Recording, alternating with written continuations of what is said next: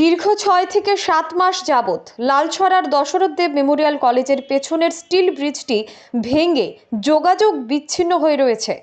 এলাকাবাসীরা কোনো ক্রমে বাঁশ দিয়ে ঝুঁকিপূর্ণভাবে সাঁকো তৈরি করে পারাপার করছে। এতদিন অতিক্রম হলেও এখনো পর্যন্ত এই গুরুত্বপূর্ণ স্টিল ব্রিজটির সংস্কারে হাত দেওয়া হয়নি। এলাকাবাসীরা দাবি করছে অতি দ্রুত একটি পাকা সেতু তৈরি করে দেওয়ার। সমস্যায় পড়ছে স্কুল কলেজে পড়া ছাত্রছাত্রী থেকে শুরু করে কর্মব্যস্ত মানুষজন ও এলাকাবাসীরা। খোয়াই থেকে অনুপ দত্ত চৌধুরীর রিপোর্ট, ডিজিটাল ত্রিপুরা।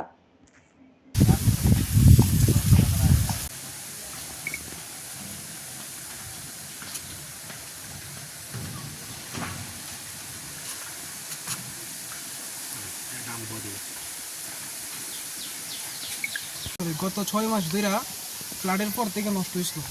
মানুষ কয়েকদিন পর একজন ভিক্ষা দেয় সান্ত্বনা দেয়, কোনো কিছু হয় না। হায়ার অথরিটির কাছে গেছেনি, কানে গেছেনি, পৌঁছাইছিনি, আমি ঠিক জানি না। ব্রিজ এমন লাগে বাস ভাঙ্গা, কোন সময় কোন দুর্ঘটনা ঘটে, নিজে পড়লে মৃত্যু ডাইরেক্ট, রড সরাসরি পুরা মৃত্যু।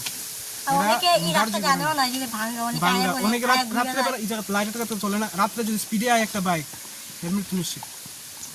এইসব দিহুক সবাই দেন। আর বেশিরভাগ কলেজের স্টুডেন্ট এদিকে না গেলে আমরা যাইতে অনেক জায়গা ঘুরে আসি, অনেক ঘুরতে পড়ে। কলেজ কাছে আমরা বাড়ি খুব অসুবিধা, ইন শর্ট খুব অসুবিধা। এটা ঠিক করা দরকার। এটাও খালি আয়া দেখা যায় কোনো কাজ হইতেছে না। তোমরা কি চাও দিল? গত ফ্লাডে নষ্ট হয়েছিল, আবার ফ্লাড যদি আয় এটা ঠিক করা সম্ভব।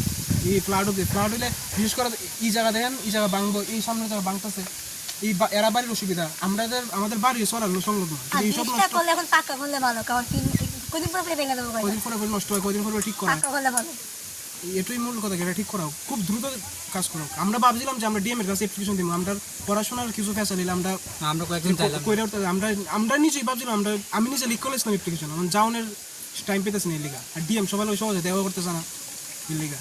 নাহলে আমরা নিজে, এরা ক্লাব বা যেহেতু কিছু না করুক, আমরা নিজের তরফে একটা কিছু করলাম না, যদি আমরা তরফে কোনো খামতি রাখলাম না।